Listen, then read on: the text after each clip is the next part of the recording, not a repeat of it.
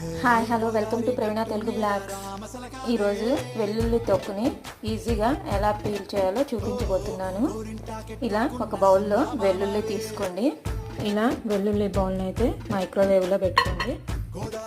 10 seconds అయితే మైక్రోవేవ్లో heat చేసుకోవాలి. Heat చేసుకున్న తర్వాత పక్కనైతే పెట్టుకోవాలి. మైక్రోవేవ్లో నుండి తీసిన తర్వాత మనకి వెల్లుల్లి అయితే ఇలా ఉన్నాయి. ఇప్పుడైతే తొక్కుని పీల్ చేసేసుకుంటున్నాము. చూస్తున్నారు కదా ఎంత ఈజీగా పీల్ చేయగలుగుతున్నాం అనేది. మీకు ఈ వీడియో ఎలా అనిపించిందో కామెంట్ చేయండి. మీకు కనుక ఈ వీడియో నచ్చినట్లయితే ప్లీజ్ వీడియోని లైక్ చేసి షేర్ చేసి నా ఛానల్ని అయితే సబ్స్క్రైబ్ చేసుకోవడం మర్చిపోవద్దు. Thank you so much. Thank you for watching.